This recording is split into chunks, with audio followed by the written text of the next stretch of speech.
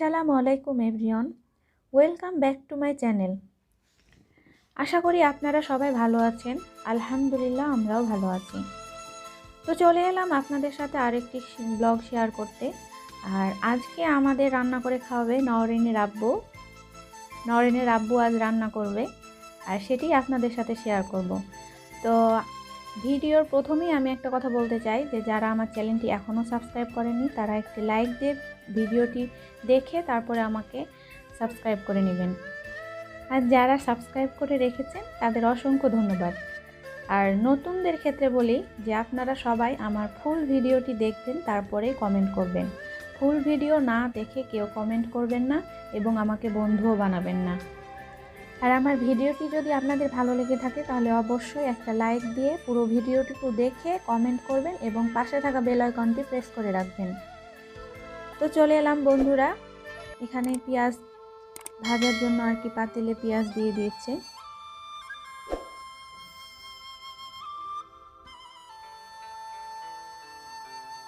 তো আজকে গরুর মাংস নিয়েছি রান্না করার জন্য। পেঁয়াজটাকে ভালোভাবে আর কি যাতে তাড়াতাড়ি গলে যায় এজন্য লবণ ছিটিয়ে দিল, এতে করে পেঁয়াজটা তাড়াতাড়ি গলতে সাহায্য হবে।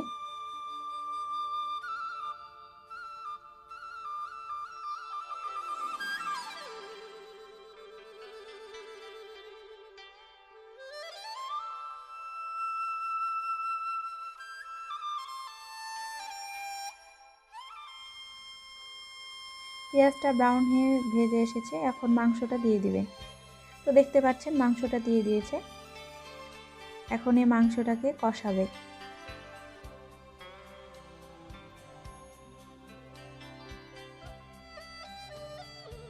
যারা এখনও আমার চ্যানেলটি সাবস্ক্রাইব করেননি দয়া করে আমার ভিডিওটি দেখে আমার চ্যানেলটি সাবস্ক্রাইব করবেন আর একটা লাইক দিতে ভুলবেন না।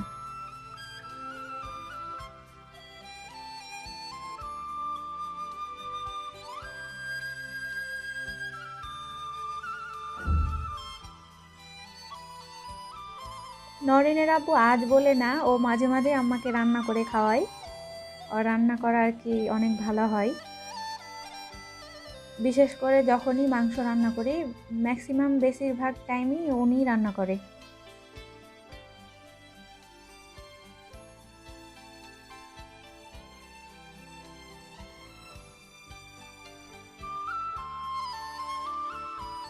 এখন এক পট পানি দিয়ে দিল মাংসটাকে ভালোভাবে কষানোর জন্য।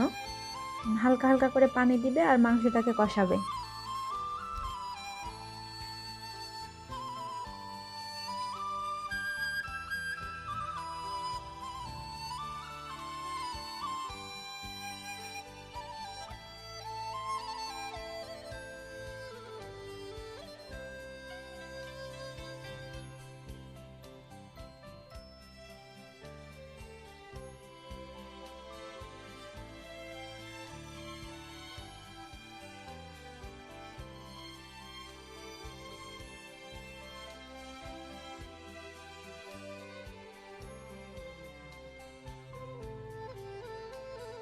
তো বন্ধুরা মাংসটা কষানো হয়ে গেছে। এখন এটা সিদ্ধ করার জন্য একটা প্রেসার কুকারে 2.5-3 পট পানি দিয়ে মাংসটা 8টা থেকে 10টা পিস দিয়ে সিদ্ধ করে নেবে।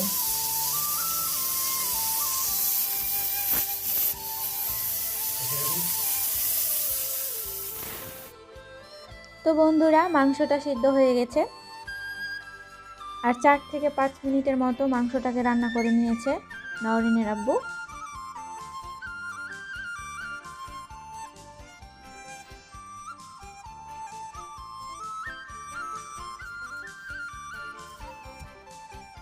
তো মাংসটা রান্না করা শেষ। দেখতে পাচ্ছেন মাংসের কালারটা কত সুন্দর এসেছে। তো যদি আপনাদের এই ভিডিওটি ভালো লেগে থাকে তাহলে অবশ্যই কমেন্টের মাধ্যমে আপনারা জানাবেন। আর আজকে গরুর মাংস রান্না করা হয়েছে এজন্য আমি বিকালবেলায় আর কি তেলে ভাজা আর কি পিঠা তৈরি করেছি, কারণ গরুর মাংস দিয়ে সে পিঠাটা খেতে আমার অনেক ভালো লাগে। আর যেটার নাম আর কি আমাদের গ্রামের ভাষায় আর কি আন্ধাসা বলে। এখন জানি না আপনাদের গ্রামের ভাষায় আর কি কার গ্রামে আর কি কী বলে, তো আপনারা অবশ্যই কমেন্টের মাধ্যমে জানাবেন এটাকে আপনাদের গ্রামের ভাষায় কি বলে। তো আমরা আন্ধাসা বলি। তো এই আন্ধাসাটা করেছি গরুর মাংস দিয়ে, কিন্তু দারুণ মজা লাগে খেতে। আপনারাও বাসায় ট্রাই করবেন, আর এটার রেসিপি আমি নেক্সট টাইমে ইনশাল্লাহ দিব আপনাদের। তো বন্ধুরা আজ এই পর্যন্তই, আর ভিডিও বড় করব না। তো সবাই ভালো থাকবেন, সুস্থ থাকবেন। আর আমার ভিডিওটি যদি আপনাদের ভালো লেগে থাকে তাহলে অবশ্যই আমার ভিডিওটিতে একটি লাইক দিয়ে পুরো ভিডিওটি দেখে একটা কমেন্ট করবেন। আর যারা আমাদের চ্যানেলকে আর কি বন্ধু করেননি, প্লিজ আমার চ্যানেলটিকে সাবস্ক্রাইব করে পাশে থাকবেন, আমাদের জন্য দোয়া করবেন। আল্লাহ হাফেজ।